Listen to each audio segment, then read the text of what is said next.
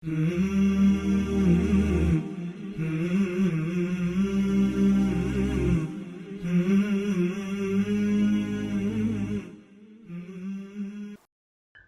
علیکم ورحمۃ اللہ وبرکاتہ۔ الحمدللہ رب العالمین والصلاة والسلام علی رسولہ الکریم وعلی آلہ واصحابہ ومن تبعہم بإحسان الی یوم الدین، اما بعد۔ ناظرین، میں آپ سب کا دینی بھائی عمران احمد سلفی آپ سب کا استقبال کرتا ہوں ہمارے اس آن لائن کورس آئیں ایمان سیکھیں میں۔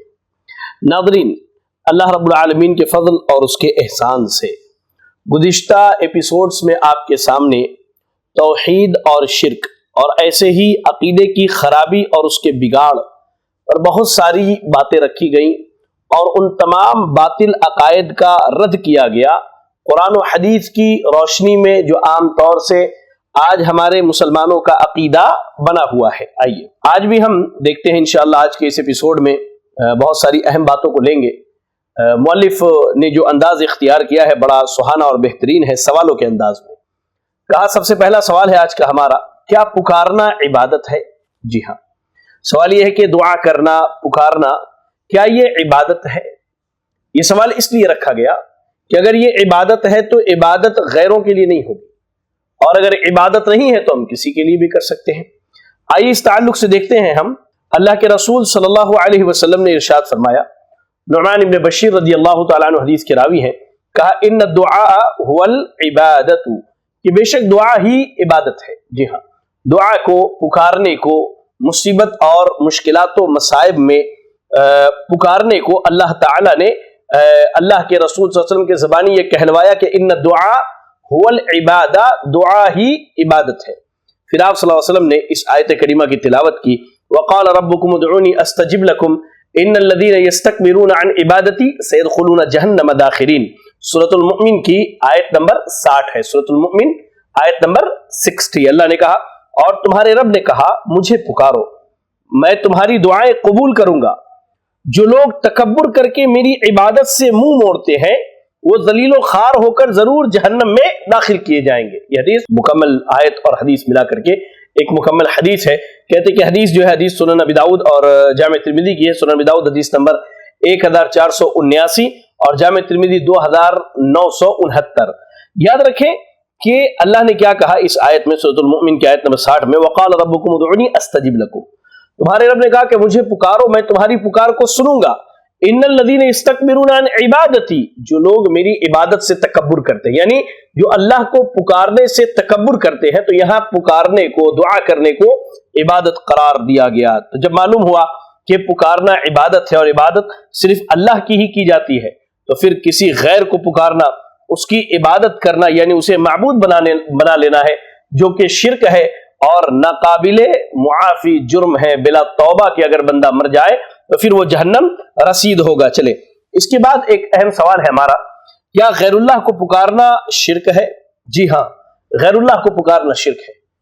اللہ رب العالمین نے قرآن مجید سورۃ النحل کی آیت نمبر 86 میں ارشاد فرمایا، وَإِذَا رَأَى الَّذِينَ أَشْرَكُوا شُرَكَاءَهُمْ قَالُوا رَبَّنَا هَؤُلَاءِ شُرَكَاؤُنَا الَّذِينَ كُنَّا نَدْعُو مِن دُونِكَ، اللہ نے فرمایا اور جب شرک کرنے والے اپنے بنائے ہوئے شریکوں کو دیکھیں گے، یعنی قیامت کے دن وہ لوگ جو شرک کرتے ہیں اور جنہیں وہ اللہ کا شریک بناتے ہیں، ان کو دیکھیں گے تو کہیں گے ہمارے رب یہی ہمارے وہ شریک ہیں جن کو ہم تیرے سوا پکارتے تھے۔ تو معلوم ہوا کہ غیر اللہ کو پکارنا یہ شرک ہے، کیونکہ اللہ نے کیا کہا یہاں پکارنے کے تعلق سے اللہ نے ذکر کیا کہ ان لوگوں کو جنہیں یہ شریک کرتے تھے، تو کیسے شریک کرتے تھے؟ پکار کر کے شریک کیا کرتے تھے۔ ایسے ہی ایک سوال ہے کہ کیا غیر اللہ کو پکارنا کفر ہے؟ جی ہاں، غیر اللہ کو پکارنا کفر ہے۔ کہا اللہ رب العالمین نے سورۃ المؤمنون آیت نمبر 117 میں، وَمَن يَدْعُ مَعَ اللَّهِ إِلَٰهًا آخَرَ لَا بُرْهَانَ لَهُ بِهِ فَإِنَّمَا حِسَابُهُ عِندَ رَبِّهِ إِنَّهُ لَا يُفْلِحُ الْكَافِرُونَ۔ کہا اور جو لوگ اللہ کے سوا دوسرے معبود کو پکارتے ہیں تو ایسے لوگوں کے پاس اس کی کوئی دلیل نہیں ہے، اور ایسے لوگوں کا حساب اللہ کے ذمہ ہے، تحقیق کے کافر فلاح نہیں پاتے۔ تو اللہ نے پکار کے تعلق سے کہا کہ جو غیروں کو پکارتے ہیں ایسے لوگ کامیاب نہیں ہوتے، اور کون کامیاب نہیں ہوتے؟ کافر فلاح نہیں پاتے۔ انہ لا یفلح الکافرون، بے شک وہ اللہ تعالیٰ کافروں کو فلاح اور فلاح عطا نہیں کرتا، یعنی وہ کامیاب نہیں ہوتے ہیں۔ تو اللہ نے کہا کہ غیر اللہ کو پکارنے والا کیا ہے؟ یہ کافر ہے۔ غیر اللہ کو پکارنے والا خود مرتے وقت اپنے کافر ہونے کا اقرار کرے گا۔ اللہ اکبر، بڑی عظیم یہ بات ہے اور بڑی عبرت کی بات ہے کہ جو غیر اللہ کو پکارتے ہیں خود اپنے مرتے وقت اپنے کافر ہونے کا اعلان کرتے ہیں۔ آپ دیکھیں سورۃ الاعراف کی آیت نمبر 37 میں اللہ نے کہا حتی اذا جاءتهم رسلنا يتوفونهم قالوا اينما كنتم تدعون من دون الله قالوا ضلوا عنا وشهدوا على انفسهم انهم كانوا كافرين، یہاں تک کہ جب ان کے پاس ہمارے فرشتے جان لینے کو آئیں گے تو کہیں گے وہ کہاں ہیں جن کو تم اللہ کے سوا پکارتے تھے، وہ کہیں گے آج ہم سے گم ہو گئے ہیں، اور اقرار کریں گے کہ بے شک وہ کافر تھے۔ سبحان اللہ۔ تو اللہ نے اس بات کی وضاحت کی کہ یہ لوگ اپنے کفر کا اقرار کریں گے۔ ایسے ہی غیر اللہ کو پکارنے کا کیا نقصان ہے؟ جی ہاں، غیر اللہ کو پکارنے کا یعنی غیر اللہ کو مدد کے لیے پکارنا یہ عذاب کا باعث ہے۔ سورۃ الشعراء کی آیت نمبر 213 میں اللہ نے فرمایا فَلَا تَدْعُوا مَعَ اللَّهِ إِلَٰهًا آخَرَ فَتَكُونَ مِنَ الْمُعَذَّبِينَ، کہ تم اللہ کے ساتھ کسی اور معبود کو نہ پکارو ورنہ تم عذاب دیے جانے والوں میں سے ہو جاؤ گے۔ سبحان اللہ۔ تو غیر اللہ کو پکارنا کیا ہے؟ یہ عذاب دیے جانے کا باعث ہے۔ سبحان اللہ و بحمدہ، سبحان اللہ العظیم۔ اللہ ہم سب کو ایسے شرک اور ایسی گناہوں سے محفوظ رکھے۔ ایسے ہی اللہ رب العالمین نے آپ دیکھیں سورۃ الشعراء کی آیت نمبر 91، 92، 93 اور 94 میں اللہ نے کہا وَبُرِّزَتِ الْجَحِيمُ لِلْغَاوِينَ وَقِيلَ لَهُمْ أَيْنَ مَا كُنْتُمْ تَعْبُدُونَ مِن دُونِ اللَّهِ هَلْ يَنصُرُونَكُمْ أَوْ يَنتَصِرُونَ فَكُبْكِبُوا فِيهَا هُمْ وَالْغَاوُونَ۔ اللہ اکبر کہا اللہ نے، اور جہنم گمراہوں کے سامنے کر دی جائے گی۔ قیامت کے دن جو لوگ دنیا میں گمراہ ہوں گے، ہدایت کے آنے کے بعد بھی اس ہدایت کو قبول نہیں کیا ہوگا، تو جہنم ان کے سامنے لا کے رکھ دی جائے گی اور کہا جائے گا وہ کہاں ہیں جن کو تم اللہ کے سوا پوچھتے تھے؟ کیا وہ تمہاری مدد کر سکتے ہیں یا اپنے آپ کو ہی بچا سکتے ہیں؟ بس وہ معبود اور گمراہ دوزخ میں اوندھے منہ ڈال دیے جائیں گے۔ یہاں ایک بات یاد رکھیں کہ مشرکین اگرچہ اللہ کے انبیاء اور اولیاء کو پکارتے ہیں، مگر وہ چونکہ مشرکین کے دشمن تھے، یعنی اللہ کے اولیاء اور انبیاء یہ مشرکوں کے دشمن تھے، لہذا اس لیے وہ ان کے معبود نہیں ہیں۔ ان کا معبود تو دراصل شیطان ہے، جیسا کہ اللہ رب العالمین نے دیکھیں آپ سورۃ المائدہ آیت نمبر 116، 117 اور سورۃ النساء کی آیت نمبر 117 میں اس کا تذکرہ کیا ہے۔ اللہ رب العالمین نے ایسے ہی سورہ یونس کی آیت نمبر 110 میں فرمایا وَلَا تَدْعُ مِن دُونِ اللَّهِ مَا لَا يَنفَعُكَ وَلَا يَضُرُّكَ فَإِن فَعَلْتَ فَإِنَّكَ إِذًا مِنَ الظَّالِمِينَ۔ اللہ کے سوا اس کو نہ پکارنا جو تمہیں نہ نفع دیتا ہے اور نہ ہی تمہیں نقصان پہنچاتا ہے، اگر تم نے ایسا کیا تو تم اسی وقت ظالموں میں سے ہو جاؤ گے۔ سبحان اللہ۔ لہذا غیر اللہ کی جو عبادت کی جاتی ہے، جو نبیوں کو، اولیاء کو اور اللہ کے نیک بندوں کو پکارا جاتا ہے، در حقیقت وہ عبادت شیطان کی ہوتی ہے، اس لیے کہ وہ تو مشرکوں کے دشمن ہیں۔ سبحان اللہ۔ چلے اس کے بعد ایک سوال ہے، کیا غیر اللہ کو پکارنا شیطان کی عبادت ہے؟ تو یاد رکھیں غیر اللہ کو پکارنا شیطان کی عبادت ہے۔ اللہ تعالیٰ قیامت کے دن انسانوں سے فرمائے گا الم عہد الیکم یا بنی آدم الا تعبدوا الشیطان انہ لکم عدو مبین وان اعبدونی ھذا صراط مستقیم، کہ اللہ رب العالمین کہے گا اے اولاد آدم، کیا میں نے تم سے کہہ نہیں دیا تھا کہ شیطان کی عبادت نہ کرنا؟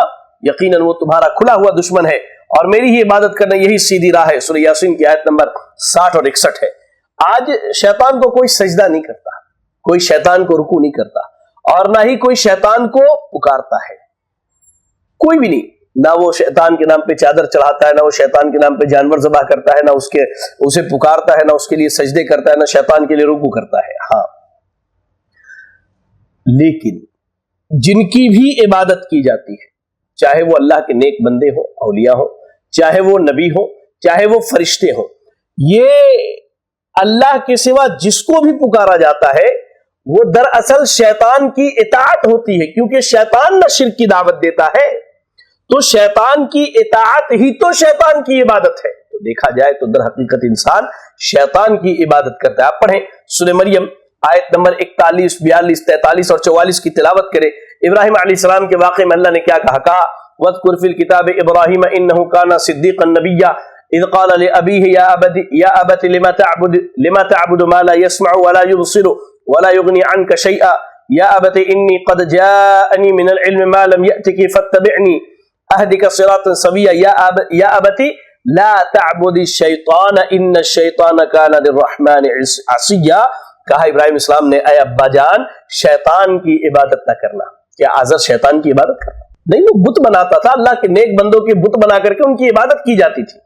دراصل اس بت پرستی پر، اس قبر پرستی پر اور کہہ لیجئے کہ مردوں کی عبادت پر شیطان نے ابھارا ہے.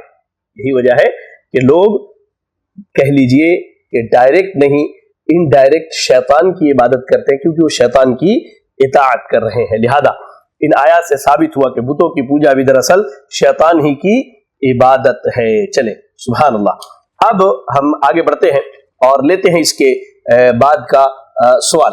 سوال ہے کیا غیر اللہ کسی کی پکار کا جواب دے سکتے ہیں؟ تو سیدھے لفظوں میں کہیے تو غیر اللہ جو ہے یہ اللہ رب العالمین نے قرآن مجید کے اندر جو باتیں بیان کی ہیں اس سے صاف ظاہر ہے کہ وہ کسی کی بھی پکار کا جواب نہیں دے سکتے. آپ پہلے آیت سنیں، سورۃ الرعد کی آیت نمبر 14. سورۃ الرعد آیت نمبر 14. اللہ نے کہا لہ دعوۃ الحق والذین يدعون من دونه لا يستجيبون لهم بشيء الا كباسط كفيه الى الماء ليبلغ فاه وما هو ببالغه وما دعاء الكافرین الا فی ضلال. کہا اسی کو پکارنا سود مند ہے. لہ دعوۃ الحق، اللہ کو پکارنا ہی فائدہ مند ہے، اور جو اس کے سوا اوروں کو پکارتے ہیں وہ ان کو کوئی جواب نہیں دے سکتے. جی ہاں، ان کو جواب نہیں دے سکتے. ان کی مثال اللہ نے دی، کہا اس کی مثال پانی کی طرف ہاتھ پھیلانے والے کے مانند ہے جو چاہتا ہے کہ پانی اس کے منہ میں آ جائے، حالانکہ وہ نہیں آ سکتا، اور کافروں کی پکار بیکار ہے. جی ہاں، معلوم ہوا کہ اللہ کے سوا دوسروں کو پکارنا ایسا ہی ہے کہ آدمی کنویں کے باہر کھڑا ہو جائے، کنویں کے پاس کھڑے ہو کر کے کہے کہ یہ پانی میرے منہ میں چلا آئے، تو وہ زندگی بھر پکارتا رہ جائے، وہ پانی اس کے منہ میں آنے والا نہیں. ایسے ہی غیر اللہ کو زندگی بھر آواز دی جائے، وہ ہماری پکار کو سننے والے نہیں ہیں. چلیں اس کے بعد کا سوال ہے کہ قرآن مجید میں یا ایھا النبی آیا ہے، اگر ہم یا رسول اللہ کہیں تو کیا حرج ہے؟ جی ہاں، اللہ تعالی جس کو چاہے خطاب کرے، وہ سنوانے پر قادر ہے. وہ خالق ہے، ہم مخلوق ہیں. خالق اور مخلوق کا معاملہ تھوڑا سا الگ ہے. اللہ جس کو چاہے جیسے چاہے خطاب کرے، وہ جسے جیسے جو چاہے سنوا دے. ہم نہیں سنوا سکتے نا، ہمیں اس کی اجازت نہیں دی گئی، یا اس پر کوئی دلیل نہیں ملتی کہ ہم رسول اللہ صلی اللہ علیہ وسلم کو اپنی پکار سنا دیں، اپنی مصیبتیں ان تک پہنچا دیں، یا ان تک اپنی باتوں کو پہنچا دیں. اللہ نے کیا کہا سورہ فاطر کی آیت نمبر 22 میں؟ اللہ نے کہا ان اللہ یسمع من یشاء وما انت بمسمع من فی القبور. اللہ جسے چاہتا ہے بے شک وہ اللہ سناتا ہے، اور آپ قبر والوں کو نہیں سنا سکتے ہیں. اللہ نے کہہ دیا کہ آپ قبر والوں کو نہیں سنا سکتے ہیں. سبحان اللہ. جب اللہ سنانے پر قادر ہو تو ان چیزوں سے اللہ نے خطاب بھی کیا ہے. جیسے اللہ نے زمین اور آسمان کو بھی تو کہا. اللہ نے کہا یا ارض ابلعی ماءک ویا سماء اقلعی. اللہ نے کہا سورہ ہود کی آیت نمبر 44 میں اے زمین اپنا پانی نگل جا اور اے آسمان تھم جا. تو اللہ نے زمین کو یا سے پکارا، یا ارض یا سماء. اللہ اکبر. ایسے ہی سب انسانوں سے یا ایھا الناس کہہ کے اللہ نے خطاب کیا. اللہ نے کافروں سے خطاب کیا یا ایھا الذین کفروا. سورۃ التحریم کی آیت نمبر 7 میں اللہ نے ابلیس کو کہا یا ابلیس. سورہ صاد کی آیت نمبر 75 کہہ کر اللہ نے یا ابلیسو کہہ کر اللہ نے شیطان کو خطاب کیا ہے. چونکہ اللہ سے کوئی چیز مخفی نہیں، وہ جس کو چاہے خطاب کرے. وہ تو ہر ایک کو دیکھتا ہے، سنتا ہے، مگر ہم نہ یہ قدرت رکھتے ہیں کہ اپنی آواز انہیں پہنچا سکے، اور نہ وہ جواب دینے پر قادر ہے. لہذا اس میں یا رسول اللہ کہنے کی دلیل نہیں ہے. چلیں اس کے بعد ایک بڑا اہم سوال ہے. کہتے ہیں کہ جب ہم تشہد میں السلام علیکہ ایھا النبی کہتے ہیں تو پھر ہم یا رسول اللہ کیوں نہ کہیں؟ جی ہاں، السلام علیکہ ایھا النبی، ایھا النبی یا رسول اللہ کے مترادف ہے. کہا کہ ہم یا رسول اللہ کیوں نہیں کہیں؟ تو عبداللہ ابن مسعود رضی اللہ تعالیٰ عنہ سے روایت ہے کہ جب رسول اللہ صلی اللہ علیہ وسلم ہم میں زندہ تھے تو ہم السلام علیکہ ایھا النبی کہتے تھے، لیکن جب آپ وفات پا گئے تو ہم السلام علی النبی کہنے لگے. سبحان اللہ. صحیح بخاری حدیث نمبر 6265 اور صحیح مسلم حدیث نمبر 402. تو پتہ یہ چلا کہ السلام علیکہ ایھا النبی جب آپ زندہ تھے تب صحابہ کہتے تھے، آپ کی وفات کے بعد अस्सलामु अला नबी कहने लगे। अब्दुल्ला इब्न उमर के ताल्लुक से रज़ी अल्लाह ताला अन्हु, मुअत्ता इमाम मालिक में एक रिवायत मिलती कि आप तशहुद में अस्सलामु अला नबी व रहमतुल्लाहि व बरकातुहू पढ़ते थे। मालूम हुआ कि सहाबा इकराम रज़ी अल्लाहु अजमईन का अकीदा यही था कि आप वफात के बाद सुनते नहीं हैं। सलफ में जो लोग तशहुद में अस्सलामु अलैका अय्युहन नबी के कायल हैं, जैसे आज भी हम नमाजों में पढ़ते हैं अस्सलामु अलैका अय्युहन नबिय्यो, तो कहते हैं कि वो गैरुल्लाह से इमदाद मांगने में शुमार नहीं करते थे, बल्कि वो निदा लिगैरिल्लाह के कायल हैं। वो निदा लिगैरिल्लाह के कायल नहीं है। वो कहते हैं कि पुकार सिर्फ अल्लाह की होनी चाहिए। और या अय्युहन नबी जो कहा जाता है वो इसलिए कहा जाता है कि अल्लाह के नबी ने जो तशहुद सिखलाई है, आपने या अय्युहन नबी के अल्फाज के साथ सिखलाई है। और अल्लाह ने आपको इस बात का इल्म दिया था कि आपके वफात के बाद जब लोग पढ़ेंगे तो क्या पढ़ेंगे, तभी आपने या अय्युहन नबी करके सिखलाया है। से बुखारी हदीस नंबर 6265 और सही मुस्लिम हदीस नंबर 402 में ये चीज मिल सकती है। लिहाजा याद रखें कि या अय्युहन नबी ही पढ़ना चाहिए, क्योंकि यही सुन्नत से साबित है। लेकिन हरगिज इसका मतलब नहीं या रसूल अल्लाह, इससे दलील ली जाए और रसूलुल्लाह सल्लल्लाहु अलैहि वसल्लम को पुकारा जाए।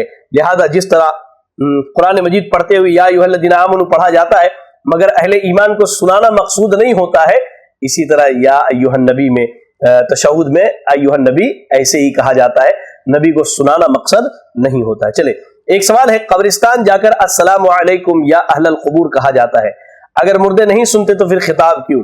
सबसे पहले तो याद रखें कि सिर्फ खिताब करना सुनने की दलील नहीं है। सिर्फ खिताब करना सुनने की दलील नहीं। सैयदना उमर रज़ी अल्लाह तआला अन्हु हजर अस्वद के पास जाके कहते हैं कि ऐ हजर अस्वद, तू एक पत्थर है, नफा व नुकसान तेरे इख्तियार में नहीं। अगर मैंने नबी को तुझे चूमते हुए ना देखा होता तो मैं तुझे कभी ना चूमता। यदि सही बुखारी हदीस नंबर 1605 और सही मुस्लिम हदीस नंबर 1270। क्या इस बात की दलील है कि पत्थर सुनता है?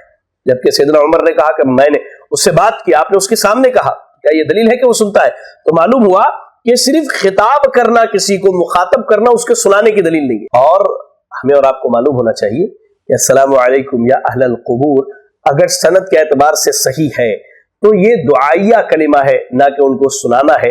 और अल्लामा अलबानी रहमहुल्लाह ने अस्सलामु अलैकुम या अहलल क़ुबूर की रिवायत को आप अपनी किताब किताबुल जनाइज़ के अंदर उन्होंने सनद के एतबार से ज़ईफ़ करार दिया और वजह यह बताई कि इसमें एक रावी है काबूस, जिसकी वजह से ये रिवायत क्या है, ज़ईफ़ है। चले, इसके बाद का एक अहम सवाल है, वो ये है कि अल्लाह ताला फरमाता है वलौ अन्नहुम इज़ ज़लमू अनफुसहुम जाऊका फस्तगफरुल्लाह वस्तगफर लहुमुर रसूल लवजदुल्लाह तव्वाबर रहीमा। सूरह अन-निसा की आयत नंबर 64, आयत नंबर 64। अल्लाह ने कहा, जब उन लोगों ने खुद पर जुल्म किया तो अगर आपके पास आते और अल्लाह से मगफिरत चाहते और रसूल उनके लिए दुआए मगफिरत करते तो अल्लाह को तौबा कबूल करने वाला मेहरबान पाते। यानी गुनाह हो जाता, नबी के पास आके दरखास्त करते, आप इस्तिगफार करते तो अल्लाह ताला उनके गुनाहों को मुआफ कर देता। तो क्या इस आयत से ये दलील नहीं मिलती है कि कब्र नबवी पर जाकर मगफिरत की दुआ करवानी चाहिए? और हमने तो बड़े बड़े उलमा को तकरीरों में कहते हुए बदाबता ये सुना है कि यह आयत दलील है कि रौज़े रसूल पर जाकर के अपने गुनाहों की माफी तलब करवाइए, कि आप लोग आए कहे तो कीजिए। आइए मैं आपको इसकी वजाहत करूं। जाऊका से आपके पास आना मुराद है, यहां कब्र नबवी मुराद नहीं है। इस आयत में जाऊ का लफ्ज़ है, इद जाऊ का हय्यू का बेमालम यो हय्य का बिहिल्लाह। सूरह मुजादिला की आयत नंबर 8 अल्लाह ने कहा, और जब ये लोग आपके पास आते हैं तो जिस कलमे से अल्लाह ने आपको दुआ नहीं दी, इससे आपको दुआ देते हैं। तो कह लीजिए कि इन दोनों आयतों में मुराद आपकी जिंदगी में आना है। ऐ नबी, ये आपकी जिंदगी में आकर के मगफिरत की दुआ करवाएं, आप कीजिए, अल्लाह मुआफ करेगा। ऐ नबी, आपकी जिंदगी में ये आकर ऐसे कलिमात से आपको दुआ देते हैं जो कलिमात अल्लाह ने इस्तेमाल नहीं किए। सुभान अल्लाह। तो जाऊका के माने जिंदगी में आना है। यही वजह है कि किसी सहाबी, ताबई या इमाम से ये साबित नहीं कि किसी ने कब्र पर आकर आप सल्लल्लाहु अलैहि वसल्लम से या आपके वसीले से इस्तिगफार किया हो। इसकी कोई दलील नहीं। सारे सहाबा की जिंदगी पढ़ जाइए, ताबईन, तबा ताबईन, अइम्मा दीन की जिंदगी पढ़ जाइए, किसी ने भी ये अमल नहीं किया जो आज हमारे मुआशरे में आम किया जाता है। ऐसे ही एक सवाल है, अबू मंसूर ने उतबी से रिवायत किया है कि एक आराबी ने कब्र नबवी पर सलाम किया और कहा कि अल्लाह ने फरमाया, जब ये लोग अपने आप पर जुल्म कर चुके تو آپ کے پاس آئے اور اللہ سے استغفار کرے اور رسول ان کے لیے بخشش کی دعا مانگے تو اللہ تعالیٰ ان کی بخشش کر دے گا، اللہ کو توبہ قبول کرنے والے پائیں گے۔ میں اپنے رب کے پاس آپ کی سفارش لینے آیا ہوں۔ رسول اللہ صلی اللہ علیہ وسلم معتبی کے خواب میں آئے کہ اسے مغفرت کی خوشخبری سنا دو۔ امام ابن کثیر نے اس کو تفسیر ابن کثیر میں بیان کیا ہے۔ تو کیا یہ روایت قبر نبوی کا وسیلہ اختیار کرنے کی دلیل نہیں ہے؟ بڑے تام جھام کے ساتھ اور بڑے زور و شور سے یہ روایت سنائی جاتی ہے، جبکہ یہ قصہ منگھڑت ہے اور تبھی کی توثیق کسی نے نہیں کی، اور اس کی سند میں ایک راوی ہے محمد ابن حرب الہلالی، یہ نامعلوم ہے، یہ مجہول ہے اور اس کا ذکر کہیں نہیں ملتا۔ جب سند کا حال معلوم نہ ہو تو اس مجہول روایت کو قبول نہیں کیا جا سکتا، لہذا یہ روایت دلیل نہیں بن سکتی۔ بعض لوگ فضائل میں کہتے کہ نہیں یہ فضیلت کی بات ہے اور یہ ہے وہ ہے، نہیں میرے بھائی یہ عقیدے کی بات ہے، اور عقیدے کے باب میں خاص کر کے فضائل میں بھی نہیں، عقیدے میں بھی نہیں، مسائل میں بھی نہیں، ضعیف روایتیں قابل قبول نہیں ہوتی ہے۔ جو لوگ کہتے فضائل میں قبول ہے، اللہ تعالیٰ انہیں معاف فرمائے اور اللہ ہم سب کی اصلاح فرمائے۔ چلے، کیا ہم زندہ اور موجود لوگوں سے تعاون طلب کر سکتے ہیں؟ جس چیز میں اللہ نے زندہ لوگوں کو قدرت دی ہے اس میں ہم ان سے معاونت طلب کر سکتے ہیں۔ جی ہاں، اللہ نے جس چیز میں مدد کرنے کی انہیں طاقت دی ہے ہم ان سے ان کاموں میں مدد لے سکتے ہیں۔ جیسے مثال کے طور پہ اگر میں کسی سے کہوں کہ بھائی یہ میرا موبائل فون لے جا کر کے فلاں آدمی کو دے دو، تو اس کی طاقت رکھتا ہے، لیکن میں اسی آدمی سے کہوں کہ یار گرمی بڑی پڑ رہی ہے، ایسا کرو کہ گرمی کی شدت ہے تھوڑا سا بارش برسا دو، تو کیا وہ کر سکتا ہے؟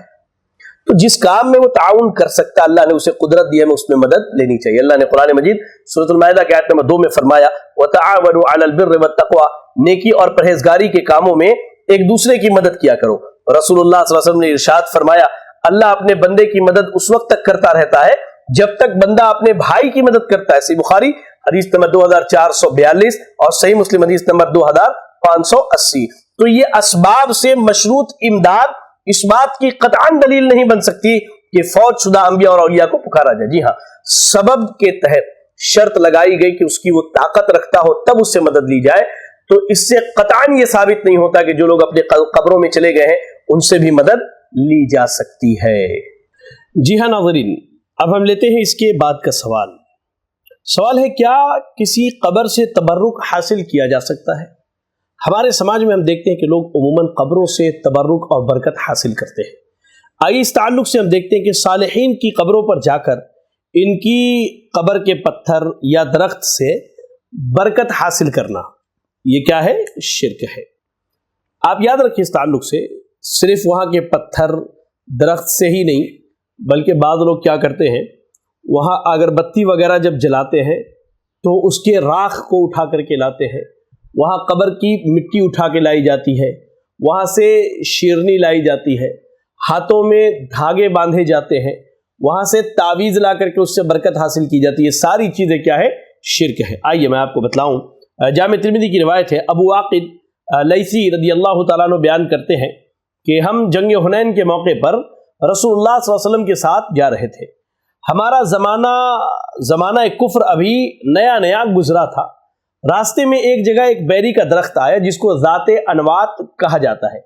مشرکین اس درخت کے پاس بیٹھنا باعث برکت خیال کرتے تھے اور اپنے ہتھیار بھی برکت کے لیے اس درخت پر لٹکا دیتے تھے۔ جب ہم اس درخت کے پاس سے گزرے تو ہم نے عرض کیا اے اللہ کے رسول صلی اللہ علیہ وسلم، مشرکوں کے لیے ذات انوات ہے، آپ ہمارے لیے بھی ایک ذات انوات مقرر فرما دیجئے، یعنی جس طرح وہ اس درخت سے ہتھیاروں کو لٹکا کر کے اور وہاں اس کے نیچے بیٹھ کر برکت حاصل کرتے تبرک، آپ ہمارے لیے بھی کوئی درخت مقرر کر دیجئے جہاں ہم اپنے تلواروں کو لٹکائے، جہاں سے برکت حاصل کرے۔ تو آپ صلی اللہ علیہ وسلم نے کہا اللہ اکبر اور فرمایا قسم ذات کی جس کے ہاتھ میں میری جان ہے، تم نے وہی بات کہی جو بنی اسرائیل نے موسیٰ سے کہی تھی کہ اے موسیٰ ہمارے لیے بھی کوئی ایسا معبود بنا دیجئے جیسے ان لوگوں کے معبود ہیں۔ تو موسیٰ علیہ السلام نے کہا تم بڑے جاہل ہو۔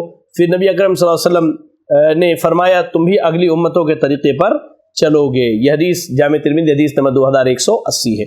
معلوم ہوا کہ برکت کے حصول کے لیے ایسی جگہ مقرر کرنا یہ جائز اور درست نہیں ہے۔ چلے اس کے بعد کا سوال ہے کیا کسی قبر پر جہاں دوسرے لوگ غیر اللہ کے لیے جانور ذبح کرتے ہوں، کوئی موحد خالص اللہ کے لیے وہاں جانور ذبح کر سکتا ہے؟ جی ہاں۔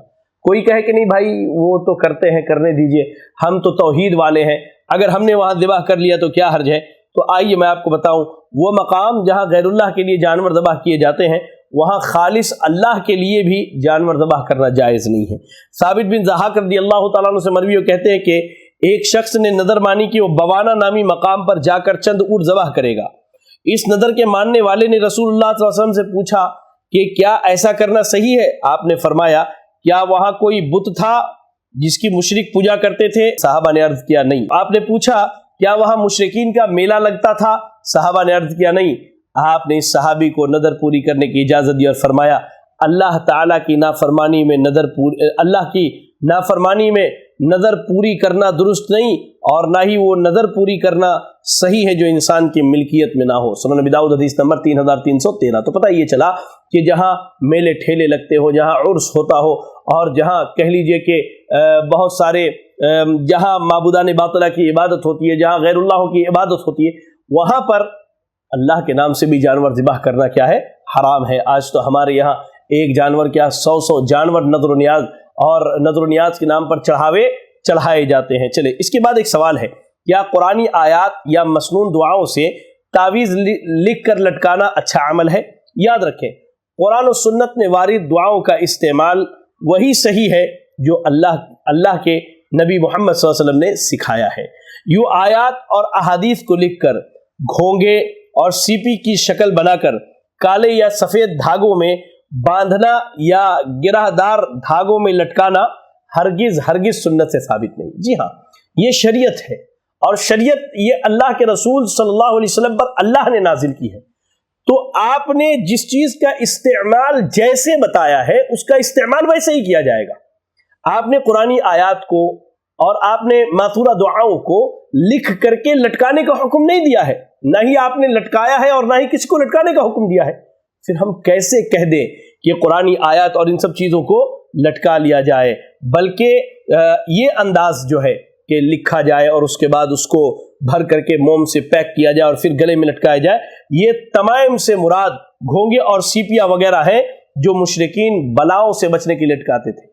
میں نے جب یہ مسئلہ پڑھا تو میں حیران رہ گیا کہ آج بھی میں دیکھتا ہوں بہت سارے لوگ جو جانور پالتے ہیں، خاص کر کے گائے وغیرہ، تو ان کو میں نے دیکھا کہ وہ ان کے گلے میں سمندر کنارے جو چھوٹے چھوٹے گھونگے اور سیپ ملتے ہیں ان کو لا کر کے ان کے گلے میں پہناتے ہیں۔ بعد میں نے جب اس کی تحقیق کی تو پتہ چلا یہ اسے نظر بد سے بچانے کے لیے ہے۔ یاد رکھے کہ آج کے دور میں لوگوں نے تعویذ اور گنڈے کو اپنے لیے ایک کاروبار بنا لیا ہے۔ شاید ہی کوئی تعویذ لکھنے والا لوگوں کو یہ بتاتا ہو کہ اس میں لکھا ہوا کیا ہے، بلکہ بعض تعویذوں میں یا جبریل یا اسرافیل وغیرہ غیر اللہ کی پکار لکھی ہوئی ہے، اور بعض کو تو ہم نے دیکھا، اللہ کی قسم میں نے اپنی آنکھوں سے وہ تعویذیں دیکھی ہے جس میں فرعون، حامان، قارون، شداد، ابلیس اور شیطان اور جنوں کے نام لکھے ہوئے ہوتے ہیں۔ لوگوں نے اسے کاروبار بنا لیا ہے۔ اللہ کو بعض لوگ تو حروف تہجی لکھتے 3 2 5 7، تو یہ چیزیں کیا ہے؟ یہ تو حروف ابجد وغیرہ جو لکھ کر کے تعویذ بناتے ہیں، یہ ساری چیزیں شرعاً ناجائز ہے، اس سے بچنا چاہیے۔ چلے سوال ایک یہ ہے کہ کائنات کے امور میں مرضی کس کی چلتی ہے؟ کیا ہم یہ کہہ لیں کہ شیخ عبد القادر جیلانی قبر میں آ کر کے اپنے مریدوں کو بچا لیتے ہیں، اور فلاں پیر جو ہے اس کے دربار پر جائیے تو وہاں سے اولاد ملتی ہے، فلاں صاحب جو ہے وہ غریب نواز ہے، جائیے تو وہ غریبوں کو نوازتے ہیں؟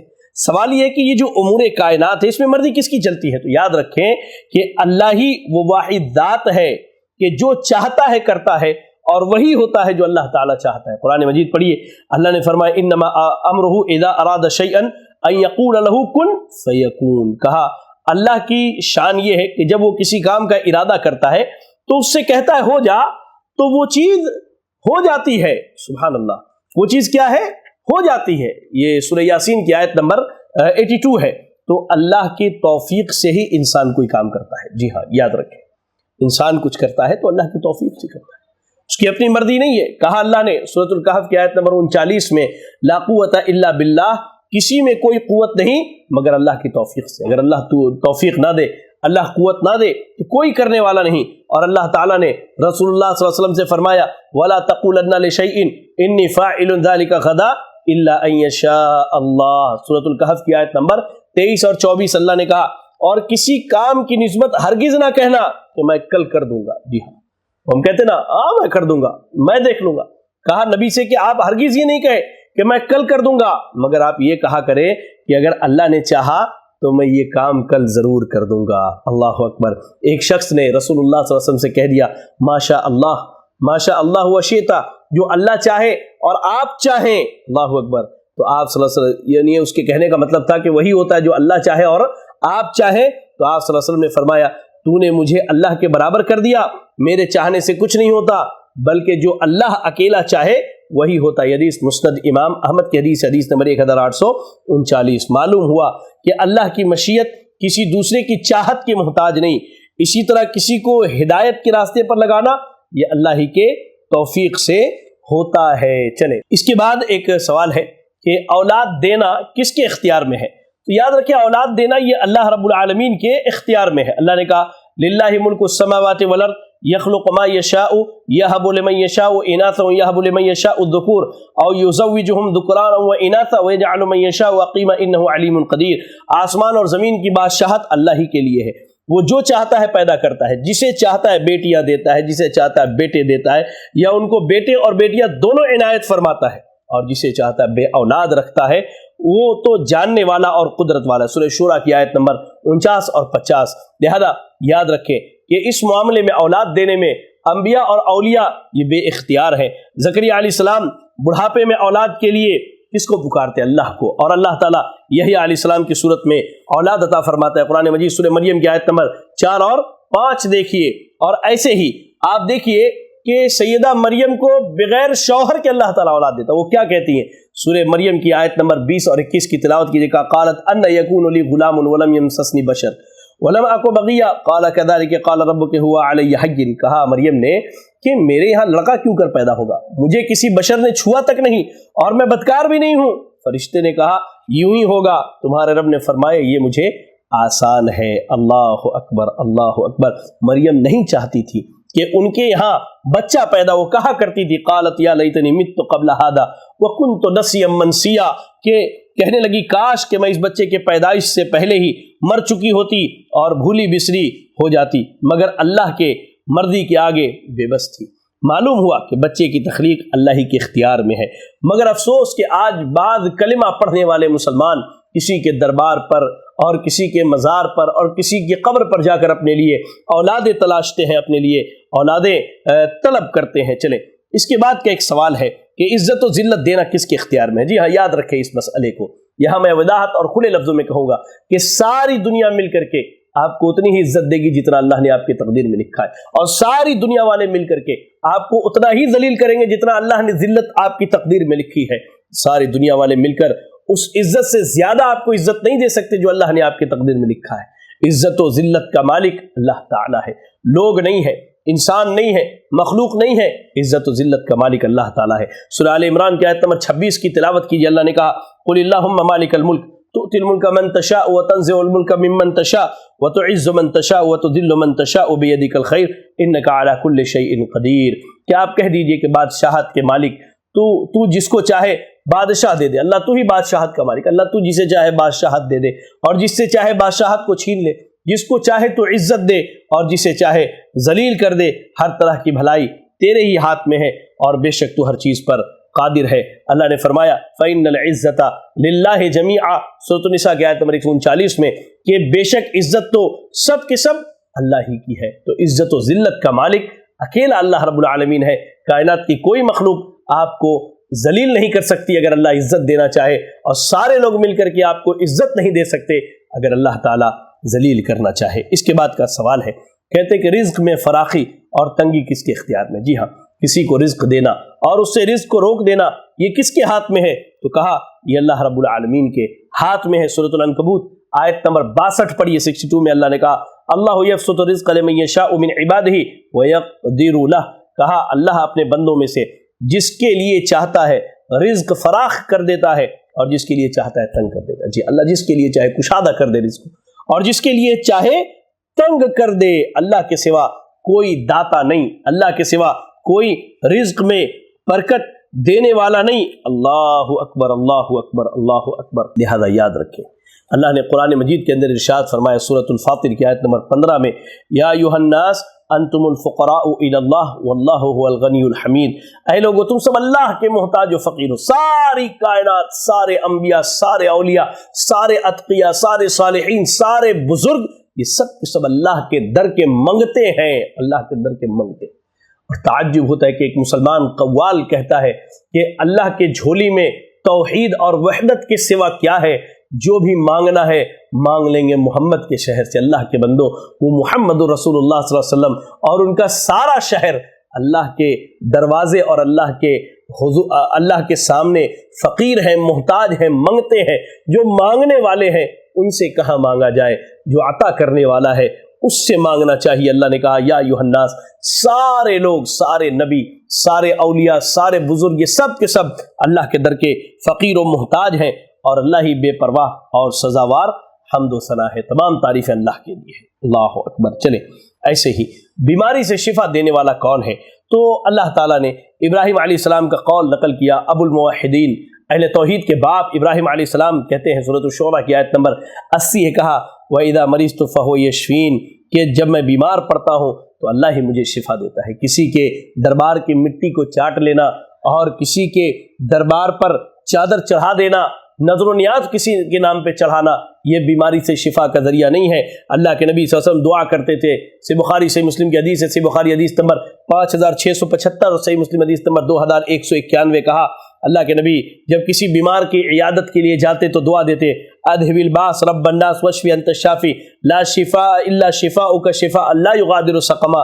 اے اللہ، اے لوگوں کے رب، اس کی بیماری کو دور کر دے، شفا عطا فرما دے، تو ہی شفا دینے والا ہے، تیری شفا کے سوا کوئی شفا نہیں، ایسی شفا دے کہ کوئی بیماری نہ چھوڑے۔ تو اللہ کے نبی صلی اللہ علیہ وسلم سے جو لوگ شفا یابی کی دعائیں کرتے ان کے لیے مقام عبرت ہے کہ اللہ کے رسول جب جاتے تو اللہ سے شفا کی دعا کرتے تھے۔ اس کے بعد کا سوال ہے، کیا کسی کو خوش کرنے کے لیے اعمال کرنے چاہیے؟ یاد رکھیں، کسی کو خوش کرنا اور اس کے لیے اعمال کرنا، یہ در حقیقت کیا ہے؟ یہ شرک ہے، یہ ریاکاری ہے، یہ دکھاوا ہے، اور شرک اصغر ہے۔ یہ ریاکاری کو شرک اصغر کہا جاتا ہے، یہ چھوٹا شرک ہے، لیکن آدمی اس میں مسلسل رہے تو یہ بڑھتے بڑھتے انسان کو شرک اکبر تک لے جاتا ہے، اور اسی حال میں اگر وہ مر جائے تو وہ جہنم میں ڈھکیل دیا جائے گا۔ سورۃ النساء کی آیت نمبر 114 پڑھے، اللہ نے کہا وَمَن يَفْعَلْ ذَلِكَ ابْتِغَاءَ مَرْضَاتِ اللَّهِ فَسَوْفَ نُؤْتِيهِ أَجْرًا عَظِيمًا، اور جو شخص ایسے نیک کام اللہ کی خوشنودی حاصل کرنے کے لیے کرے گا تو ہم اس کو اجر عظیم دیں گے۔ اور ابو سعید خدری رضی اللہ تعالیٰ بیان کرتے کہ رسول اللہ صلی اللہ علیہ وسلم ہمارے پاس آئے اور ہم دجال کے فتنے کا ذکر کر رہے تھے۔ آپ نے فرمایا کیا میں تمہیں وہ چیز نہ بتاؤں جس کا دجال سے بڑھ کر مجھے خوف ہے؟ ہم نے عرض کیا ضرور۔ آپ نے فرمایا وہ شرک خفی ہے، وہ شرک اصغر ہے، اور وہ یہ ہے کہ آدمی اپنی نماز کو زیادہ اچھی طرح ادا کرے جب لوگ اسے دیکھ رہے ہوں۔ سنن ابن ماجہ کی حدیث نمبر 4204۔ تو پتہ یہ چلا کہ شرک اصغر یہ اتنا عظیم فتنہ، اللہ کے نبی نے دجال کے فتنے سے بڑا کیوں کہا؟ ضروری نہیں کہ آپ جی رہے ہیں تو آپ دجال کے فتنے میں پڑیں گے، لیکن آپ اپنی زندگی میں شرک اصغر میں، ریاکاری میں کبھی بھی پڑ سکتے ہیں۔ اسی لیے اللہ کے نبی نے کہا کہ اس سے خطرناک یہ فتنہ ہے، ورنہ فتنوں میں سب سے بڑا فتنہ کیا ہے؟ دجال کا فتنہ ہے۔ اس کے بعد کا سوال مؤلف نے لکھا ہے کہ ڈرنا کس سے چاہیے؟ جی ہاں، نفع نقصان اللہ ہی کے ہاتھ میں ہے، اس لیے ڈرنا بھی اسی سے چاہیے۔ لوگوں سے اس طرح ڈرنا گویا کہ وہ نفع و نقصان پہنچانے پر قادر ہو، جائز نہیں ہے۔ جی ہاں، لوگوں سے اس لیے ڈرا جائے کہ یہ میرے فائدے کا اور نقصان کا مالک ہے، یہ جائز نہیں ہے، کیونکہ نفع و نقصان کا حقیقی مالک اللہ رب العالمین ہے۔ سورۃ التوبہ کی آیت نمبر 13 میں اللہ نے کہا اتخشونہم فاللہ احق ان تخشوہ ان کنتم مؤمنین، کیا تم ان کافروں سے ڈرتے ہو؟ حالانکہ ڈرنے کے لائق اللہ ہے، بشرطے کہ تم ایمان رکھتے ہو۔ اللہ اکبر۔ لہذا یاد رکھیں اس چیز کو کہ ڈرنا یہ اللہ رب العالمین سے چاہیے۔ اس کے بعد کا سوال ہے سب سے بڑھ کر محبت کس سے ہونی چاہیے؟ تو یاد رکھیں سب سے بڑھ کر محبت اللہ تعالیٰ سے ہونی چاہیے۔ اللہ تعالیٰ نے اپنے کلام میں ان لوگوں کو مشرک قرار دیا ہے جو اپنے بنائے ہوئے شریکوں سے اللہ کی طرح محبت کرتے ہیں۔ جی ہاں، حقیقی محبت، سچی محبت، سب سے اعلیٰ محبت اللہ رب العالمین سے ہونی چاہیے۔ اس طرح کی محبت اگر بنائے گئے معبودوں سے ہے تو آدمی مشرک ہے اس حال میں مر جائے تو کبھی نجات نہیں پائے گا۔ آپ سورۃ البقرہ آیت نمبر 165 کی تلاوت کیجیے، اللہ نے کہا وَمِنَ النَّاسِ مَن يَتَّخِذُ مِن دُونِ اللَّهِ أَندَادًا يُحِبُّونَهُمْ كَحُبِّ اللَّهِ وَالَّذِينَ آمَنُوا أَشَدُّ حُبًّا لِلَّهِ۔ اور بعض لوگ ایسے ہیں جو دوسروں کو اللہ کا شریک ٹھہراتے ہیں، ان سے وہ اللہ کی طرح محبت کرتے ہیں، اور مومن تو شدید محبت اللہ سے کرتا ہے۔ لہذا سوچئے، جب اللہ سے بڑی محبت رکھنے کے باوجود اللہ کے بجائے دوسروں سے اتنی ہی محبت رکھنے کی بنا پر انسان مشرک ہو جاتا ہے تو ان کا حال کیا ہوگا؟ جو ایک طرف اللہ کی بھی محبت ہے اور اس سے بڑھ کر مشرکوں سے اپنے معبودوں سے محبت ہے، تو وہ لوگ جو اللہ کی محبت دلوں میں رکھتے ہی نہیں، صرف اپنے شریکوں سے محبت کرتے ہیں، تو وہ کہا جاتے ہیں۔ تو یاد رکھیں، اس کے بعد اللہ رب العالمین کے بعد سب سے زیادہ محبت رسول اللہ صلی اللہ علیہ وسلم سے ہونی چاہیے۔ اللہ کے رسول صلی اللہ علیہ وسلم ارشاد فرماتے ہیں کہ جس شخص میں 3 باتیں ہوں اس نے ایمان کی مٹھاس پا لی، اس نے ایمان کا مزہ چکھ لیا۔ کہا کون سی 3 باتیں؟ سب سے زیادہ اللہ اور اس کے رسول سے محبت ہو، جی ہاں، اس کے بعد اللہ کی خاطر کسی بندے سے محبت کرے، اور تیسری چیز کفر سے نجات پانے کے بعد کفر میں جانے کو آگ میں ڈالے جانے کے برابر سمجھے۔ یہ حدیث بخاری سے مسلم کی ہے، صحیح بخاری حدیث نمبر 16 اور صحیح مسلم حدیث نمبر 43۔ چلیں اس کے بعد کا جو سوال ہے وہ بڑا اہم سوال ہے ناظرین۔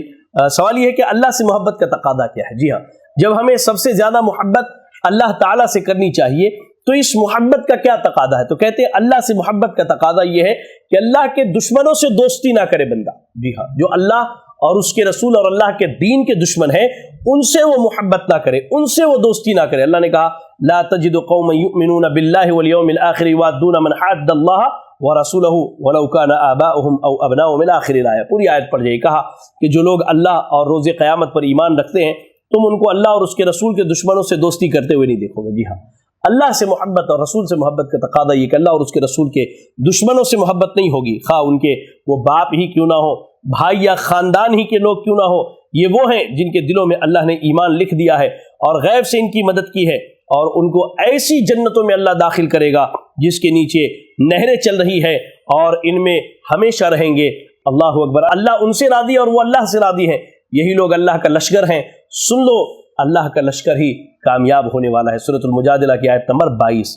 لہذا یاد رکھیں میرے بھائی کہ اللہ سے محبت کا تقاضا یہ ہے کہ اللہ کے دشمنوں سے نفرت کی جائے، اللہ کے دشمنوں سے دوستی نہ رکھی جائے، اور ان تمام کاموں سے بچا جائے جسے اللہ اور اس کے رسول نے منع کیا ہے۔ یہ اللہ سے محبت کا اصل تقاضا ہے کہ ان تمام کاموں سے بچا جائے جس سے اللہ اور اس کے رسول نے منع کیا ہے۔ ہاں، جن کاموں کے کرنے کا حکم دیا ہے یہ اللہ اور اس کے رسول کے محبت کا تقاضا ہے کہ ان کاموں کو انجام دیا جائے۔ تو یہ کچھ باتیں جو ہیں آج کے ایپیسوڈ میں تھی، انشاءاللہ اللہ نے توفیق دی تو مزید ہم اہم باتیں آپ کے سامنے لے کر حاضر ہوں گے۔ تب تک کے لیے اجازت چاہتے ہیں، اللہ سے دعا کریں کہ اللہ تعالی ہمیں اور آپ کو کتاب و سنت کی صحیح تعلیمات کو پڑھ کر سمجھ کر اس کے مطابق عمل کرنے کی توفیق عطا فرمائے۔ آمین وآخر دعوانا ان الحمدللہ رب العالمین۔ جزاکم اللہ خیرا۔ السلام علیکم ورحمۃ اللہ وبرکاتہ۔